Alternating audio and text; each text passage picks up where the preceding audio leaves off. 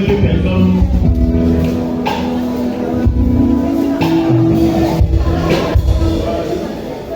Salut Tété. Soumambinou, Anyama, Soumambinou. Soumambinou, Anyama, Soumambinou. Soumambinou, Anyama, Soumambinou. Soumambinou, Anyama, Soumambinou.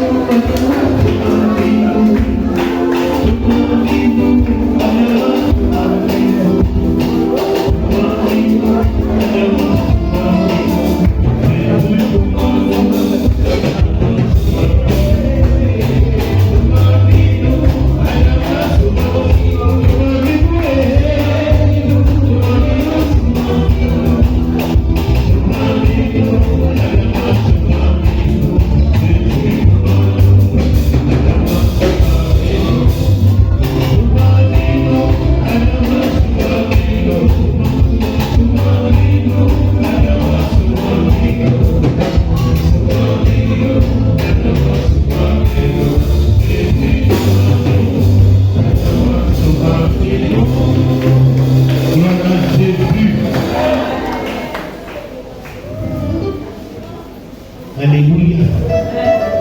C'est des temps de communion importants. Alléluia. Béni dans la maison de l'Éternel.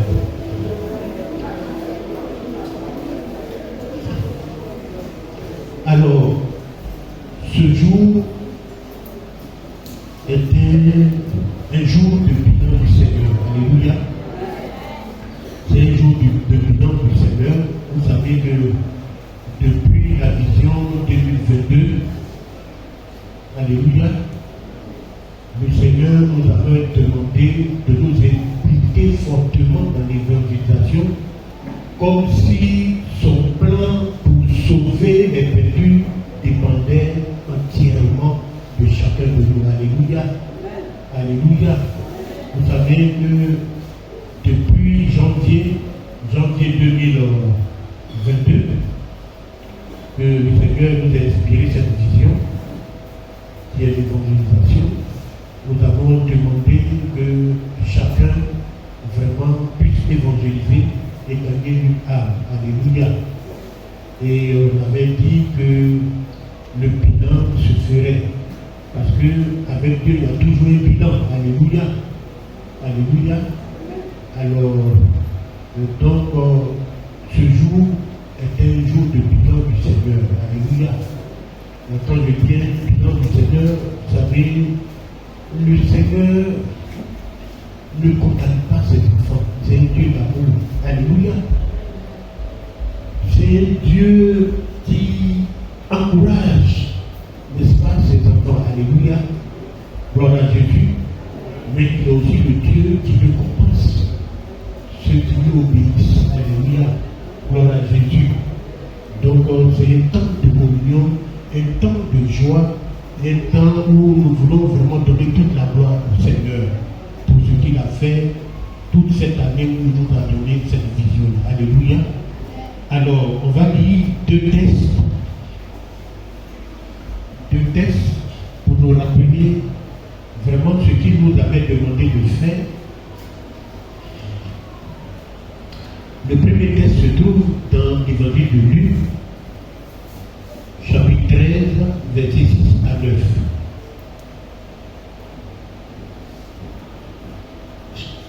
Luc, chapitre 13, versets 6 à 9. Je lis la parole du Seigneur avec respect. Il dit aussi cette parabole. Un homme avait un figuier planté dans sa vigne. Il vint pour y chercher du fruit et il n'en trouva point.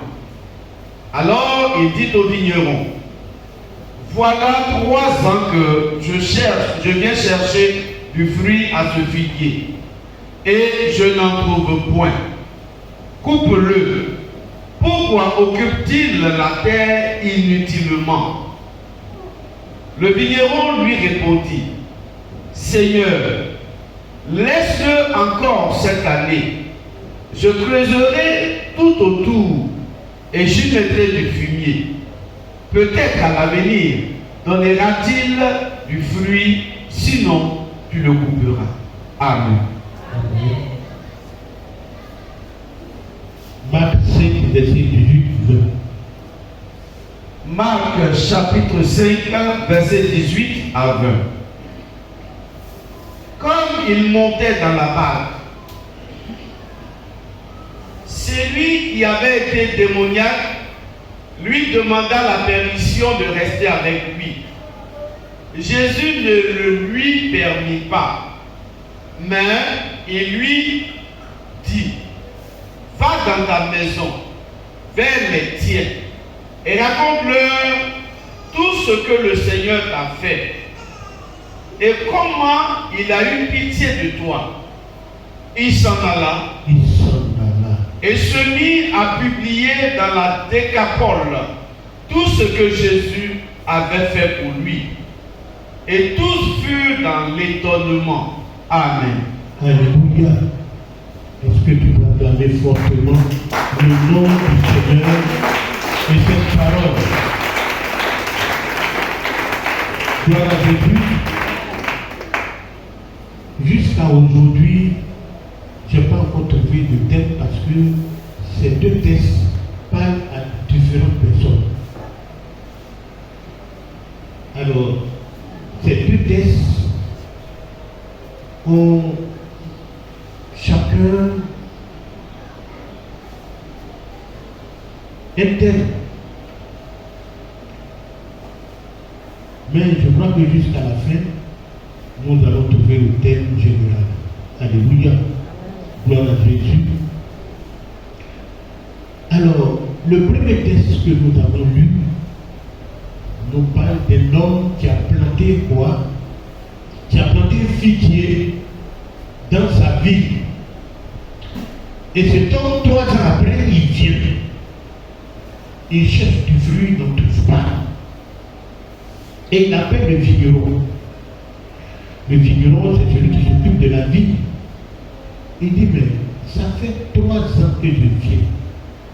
Et l'arbre que j'ai planté là, je regarde, il ne donne pas du fruit. Comme il ne donne pas du fruit, et il occupe inutilement la terre, il faut le couper. Coupe-le, il quitte sur cette terre-là. Et le vigneron a dit, laisse-moi encore, laisse cette plante-là, laisse-le encore une année. Je vais mettre du fumier, je vais mettre l'engrais, je vais mettre certaines choses dans le sol. Peut-être que l'arbre va produire. Gloire à Jésus. Amen. Alléluia. Amen. Et je crois que ce test-là, nous l'avons eu lorsqu'on lançait la vision. Alléluia. Gloire à Jésus. Donc, celui qui a planté le figuier, je l'appelle, celui qui a planté le figuier, c'est Dieu lui-même dans cette parabole. Il a planté le figuier dans une vigne. Et la vigne représente quoi? Représente le monde. Alléluia. Le figuier représente Israël. Le peuple d'Israël. Donc c'est toi, c'est moi. Quand je parle du peuple d'Israël, c'est toi, c'est moi. Nous sommes le peuple d'Israël. Alléluia. Le peuple qui l'a sauvé. Gloire à Jésus. Alors, donc, le Seigneur dit qu'il a planté, ou bien alors il t'a planté dans ce monde, afin que tu portes du fruit. Alléluia. Amen. Il a planté chacun de nous dans ce monde-là, afin que nous portions du fruit. Parce que lui-même, là, quand il a créé toutes choses, il a créé les plantes, il a demandé aux plantes de donner de la vertu, du fruit, et chacun avait sa semence à toute plante en elle. Regardez la plante du manguier, le fruit, là, il y a le noyau, on peut planter et puis ça produit. Alléluia. Donc c'est Dieu lui-même qui a institué le principe de la reproduction. Et puis Dieu là, il est comme un homme d'affaires. Il n'investit pas à bête. fait là, il va voir bénéfice. Il n'est pas quelqu'un qui investit et puis non. Donc il a planté. Il t'a planté dans ce monde-là. Alléluia. Moi, je suis la reproduction de quelqu'un, de mon père.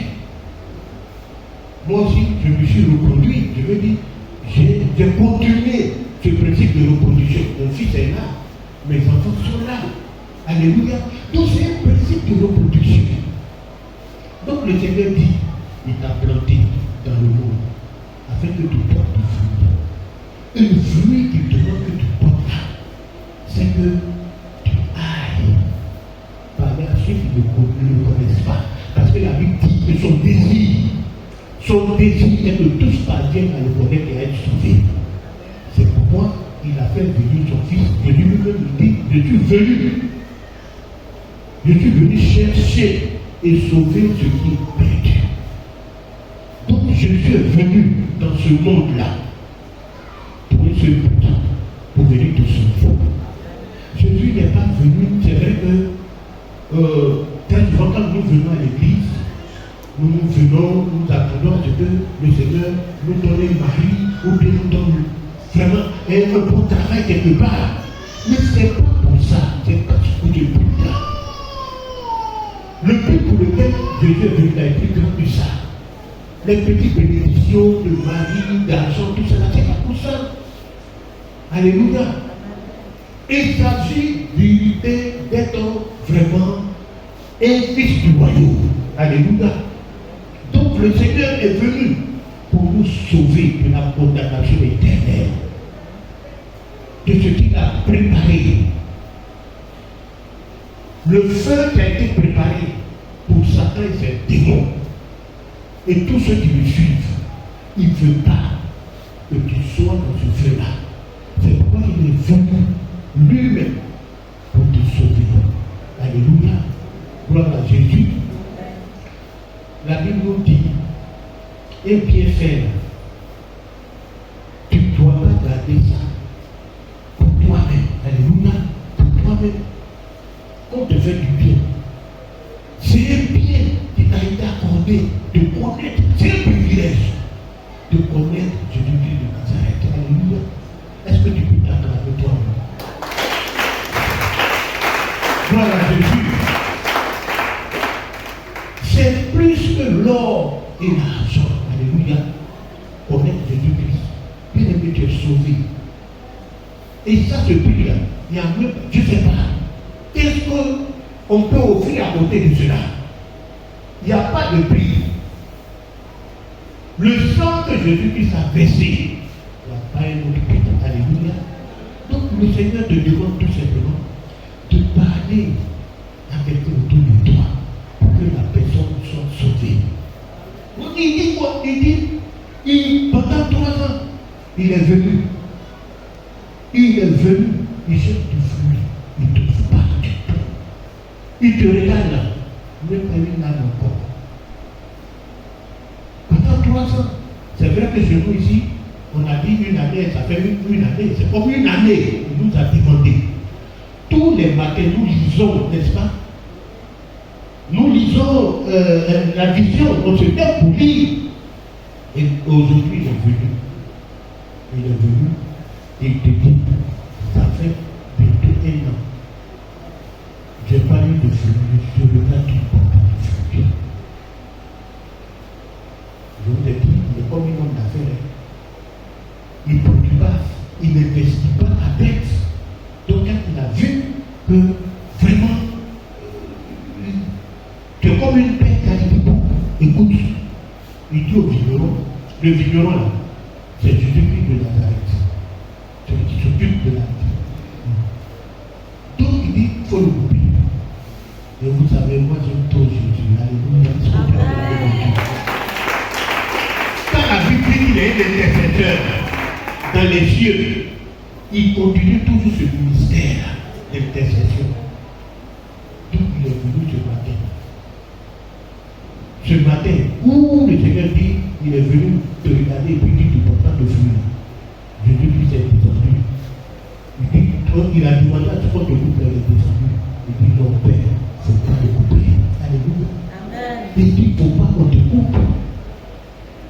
Il dit non, il ne faut pas le couper.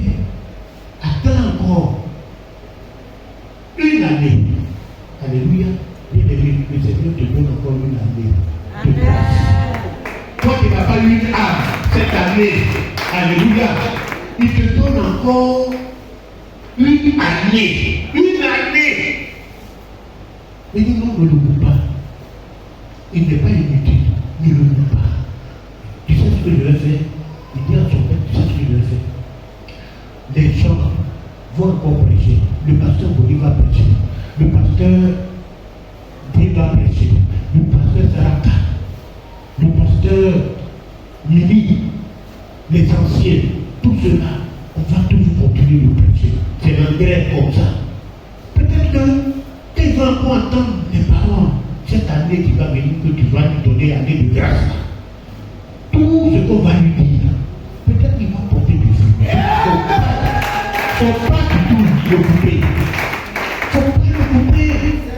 Bien aimé, c'est une parole de grâce pour toi ce matin. Le Seigneur dit, c'est vrai, cette année passée, mais il te donne encore une année de grâce. Alléluia. Il dit, laisse-le encore cette année. Alléluia. Parce que, en fait, le Seigneur, il vient. Pourquoi? Parce que quand il dit toi, ça veut dire que tu as abusé de sa patience. Malgré l'année qu'il t'a donnée là. Toute une année là. C'est comme quelqu'un qui tu as abusé. En fait, quand il dit couper là, bon, je n'ai pas dit que le Seigneur ne sert pas avec couper, mais ça fait justice. Alléluia, il dit couper-le. Parce que tu as abusé de sa patience. Une année. C'est pas un jour, c'est pas un mois. C'est pas un mois. Donc quand il est venu, il dit malgré tout cela,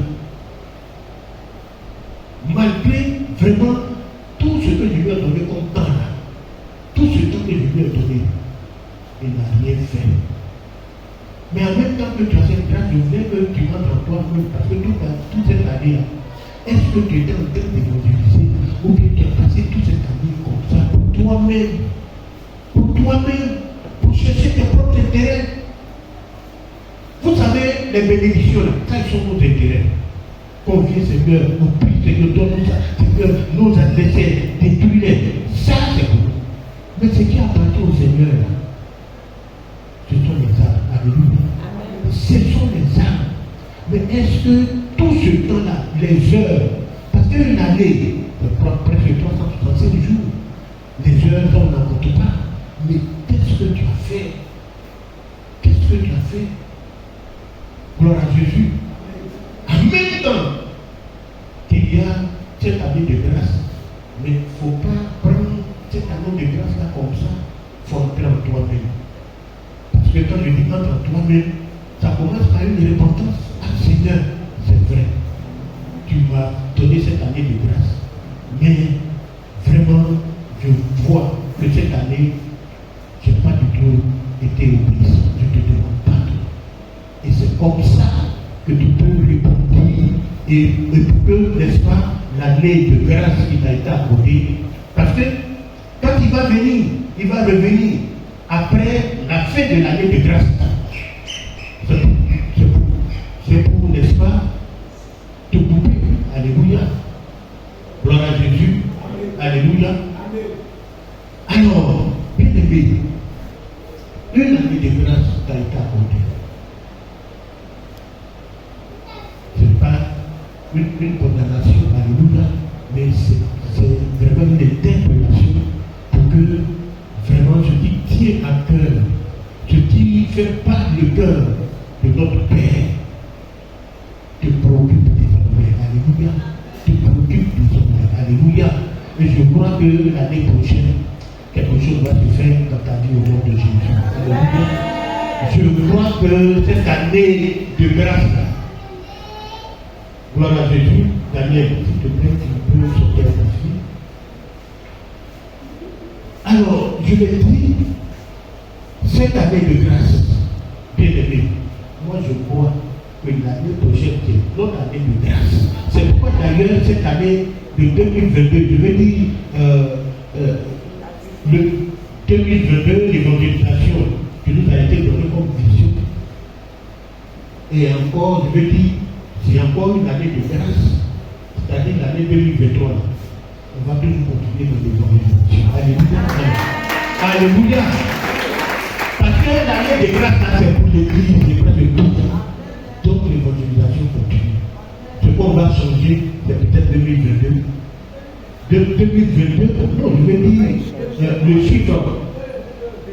Voilà, je veux dire, l'année là prochaine, on va mettre 3 maintenant. Alléluia, ce qu'on peut acclamer fortement. Gloire à Dieu. Alléluia. Donc Dieu nous donne 2023 comme année de grâce. Alléluia, comme année de grâce. Il est venu chercher le fruit. Il n'a pas trouvé. Il a voulu nous couper. Jésus est venu intervenir pour dire non, laisse, donne encore une année. Alléluia. Et nous croyons que 2023 va être une année vraiment d'abondance. Alléluia. Une année de poisson vraiment où chacun va venir glorifier le Seigneur. Alléluia. Si tu crois, acclame le Seigneur. Alors, le deuxième texte nous parle d'un démoniaque. Les gens ont beaucoup prêché sur ça dans ce temps-là. Alors, quelqu'un qui était fou, rempli de démons, il était dans les sépulcres. Quand Jésus est arrivé sur le territoire, Jésus l'a guéri. Et il dit à Jésus, permets-moi de te suivre. Le Seigneur dit non, tu ne peux pas me suivre. Mais va dans ta maison. Va vers les cieux et raconte-leur tout ce que je t'ai fait. Comment j'ai eu pitié de toi. Alléluia. Va dans ta maison. Donc, il reçoit quelque chose. Alléluia. Le Seigneur lui dit, va dans ta maison. Il a été guéri. Bien-aimé, il n'y a pas quelqu'un ici qui va rencontrer Jésus et puis il y aura un impact dans sa vie. Quelque chose ne va pas changer dans sa vie. Il n'y a pas. Tous ceux qui sont convertis, qui sont venus vraiment au Seigneur, ils auraient témoignage dans leur vie. Alléluia. C'est un témoignage de leur conversion. Alléluia. Moi, j'ai déjà rendu mon témoignage de conversion ici. Chacun, d'autres sont venus parce qu'ils étaient malades. Le Seigneur les a guéris. Alléluia. Donc, en tout cas, il y a un témoignage. Et c'est ce témoignage-là. Le Seigneur dit, va dans ta maison. Alléluia. Elle dit, va, c'est un ordre. Il te donne l'ordre. Il dit, c'est un ordre. Va dans ta maison. Et parle à tes frères, à tes soeurs. Pour dire quoi? Pour nous dire tout simplement que l'évangélisation, ça commence même dans notre propre maison. Alléluia. Est-ce que ton frère, tu as une fois parlé de Jésus à ton frère ou à ta soeur? Parce que un jour, nous allons rendre compte de tout cela. Ce n'est pas en vain que tu sois dans une famille, que toi, tu sois converti, que le Seigneur vraiment t'ait visité. C'est pour que tu puisses annoncer aussi à tes soeurs, à tes parents. Il dit, va dans ta maison. L'évangélisation, ce n'est pas dans les rues. On commence d'abord à la maison. Frère, soeur, est-ce que tu as parlé de Jésus à ton frère, à ta soeur? Mais ce qui me plaît dans le texte, la Bible nous dit, et il s'en alla. Il s'en alla.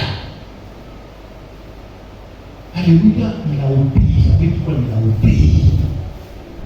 Il a obéi. Les premiers groupes dont je viens de parler tout de suite, pourquoi ils n'ont pas produit? Parce qu'ils n'ont pas obéi. On dit qu'il a obéi et il est parti dans sa maison. Il a parlé de Jésus à ses frères, à ses soeurs. Et il ne s'est pas arrêté là, il allait dans la décapole, c'est-à-dire presque 10 000. Il a commencé à parler de Jésus. Alléluia. Il a commencé à parler de Jésus. Gloire à Jésus. Nous avons un témoignage dans notre vie.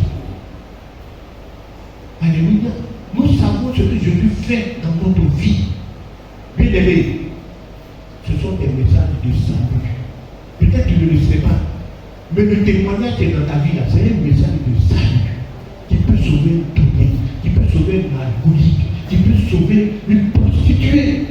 Alléluia. Toute ta vie, je l'ai dit, moi, Mais j'étais un grand dep. Un dep, c'est un vendeur de drogue. Mais quand les gens même qui fument là, même dans le taxi, quand on te voit comme ça, ou bien même dans le quartier, là où je suis maintenant, mais écoute, ils ont un fumoir. Et les jeunes, ils sont tous gâtés parce que la drogue les a détruits. Les parents sont en train de souffrir. Parfois, on a un pouvoir, on doit parler chez moi. Mais l'odeur, moi je connais ça. Alléluia. Donc parfois, quand je suis dans ma maison et puis je sens l'odeur, je sors. Je dis, les jeunes, qu'est-ce que vous êtes en train de faire? Je dis, mais arrêtez ça, ça va me détruire. Je commence à y parler. Gloire à Jésus. Même la fête qui m'arrête. Quand je vois une taximètre en train de fumer, je commence. On dit, moi-même j'ai fumé, mais il y a quelqu'un qui m'a délivré. C'est Jésus-Christ de Nazareth. Alléluia. Alléluia. Parce que je commence, par où je commence? C'est ça le témoignage. Je dis, monsieur, tu as des enfants, tu as une femme, oui, 2, 3 enfants. C'est tout qui te donne la famille. Que Dieu te bénisse. Tu sais, parfois tu dis que tu n'as pas de moyens. Tes enfants qui vont à l'école viennent te voir pour un cahier ou bien non, il n'y a rien, où j'ai trouvé ça. Mais tu prends cet argent là, tu fumes. Et puis regarde comment c'est un cas. Tu fumes avec cet argent. La journée là, tu peux dépenser 2004 000. Et puis quand tu arrives à la maison, c'est toi qui prends la fourchette, tu fais ça dans la chose. Tu vas t'asseoir. Il n'y a rien dedans dans la chose. Même les 3 000 et 4 000 euros, tu as beaucoup fumer là. D'abord, tu as peut-être même bien, tu peux te fumer. Donc, il faut. Et puis, je me dis, la cigarette là, parfois, quand on est là, on a du mal à arrêter. Parfois, on peut te donner, on peut te dire, bon, tu prends la décision d'arrêter. Mais tu n'arrives pas. Moi aussi, j'ai fait ça. J'ai pris des décisions, je n'ai pas pu. Mais quand j'ai rencontré Jésus, Jésus-Christ m'a délivré. Si tu n'arrives pas, Jésus-Christ, je connais quelqu'un qui va te délivrer. C'est comme ça. C'est le témoignage. Et c'est ça, je lui dis, va et raconte-leur ce que Dieu t'a fait. Dieu n'a rien fait dans ta vie. Dieu a fait des choses. C'est que très souvent on pense que c'est forcément connaître la Bible. Donc on a peur, parce que si on arrive là-bas, les gens vont nous poser des questions. Et puis bon, c'est pourquoi vous avez peur d'évangéliser. Mais le Seigneur dit, vous avez témoigné. Va dire ton témoignage. Dis ton témoignage à quelqu'un qui est à côté de toi. C'est simple. Alléluia. Gloire à Jésus. Et cet homme a allé dire son témoignage. Alléluia. Ceux qui savent que Jésus a fait quelque chose dans leur vie, ils auraient vite désir de communiquer ce que Jésus a fait. Alléluia. C'est le cas de cette dame, la femme samaritaine, que Jésus a rencontrée, qui avait plus de 7 maris. Mais quand elle a rencontré Jésus, qu'est-ce qu'elle a fait? Tellement elle a été touchée, elle est partie, elle a couru, elle a allé dans la ville là-bas. Mais vous savez que les gens la connaissaient. Elle a dit, venez voir ce que cet homme m'a dit, tout ce que cet homme m'a dit. Venez voir. Les gens savaient qu'elle était une bonne. Mais elle s'est montrée en public. Elle n'avait pas honte de se montrer en public, malgré sa vie qu'elle menait là. Alléluia. Alléluia. Son témoignage était tellement fort que même les gens de la vie, ceux qui étaient dans la vie, qui étaient en train de travailler, ils ont laissé leur travail. Ils ont laissé leur occupation. Ils sont venus entendre le témoignage de Jésus. Alléluia. Gloire à Jésus. Alléluia. Et c'est ça qui accompagne tous ceux qui obéissent.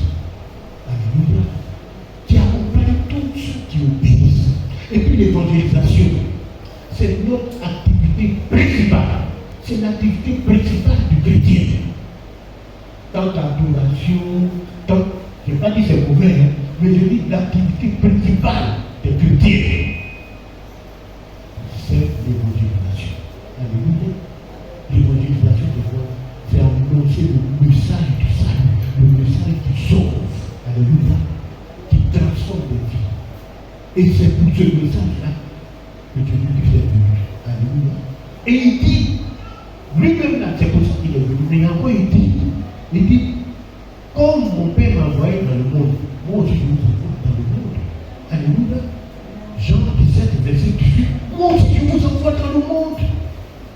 ta mission, bien-aimé. C'est notre mission. Donc tu ne peux pas te taire ou bien t'asseoir. Quelqu'un s'est déplacé, il est venu vers toi, il t'a parlé de Jésus, il t'a sauvé. Toi aussi, tu dois aller parler de Jésus à une autre personne. Alléluia. Alléluia. Gloire à Jésus. Et je crois que Dieu est réjoui parce que la Bible dit quoi? Ce qui fait danser Dieu. Mais si tu veux voir Dieu danser, il faut gagner une âme. Parce que la Bible dit que pour une seule âme qui est gagnée, il y a de l'argent aussi. Quand on parle, c'est que Dieu danse parce qu'il est content. Alléluia. Alléluia. Je veux que cette communauté soit une communauté vraiment que Dieu utilise pour qu'il y ait de l'argent aussi au nom de Jésus. Alléluia. Que cette année 2023 soit vraiment une année. C'est vrai, le Seigneur a décrété une année de grâce pour nous. Alléluia. Mais que cette grâce-là produise ses fruits dans vos vies au nom de Jésus. Alléluia. Alléluia. Bien-aimé, ce matin, je ne vais pas être tellement long. Je voudrais vraiment passer à juste un moment de bilan ensemble pour que, après, nous puissions vraiment nous éclater en louange et bénir le Seigneur. Alléluia. Que le Seigneur te fortifie et que l'année prochaine, pour toi qui n'as pas eu vraiment une âme, que tu te souviennes que le Seigneur t'a accordé cette grâce, que tu produises. Et pour celui aussi qui a obéi comme cet homme, la Bible dit, s'en alla, qui est parti.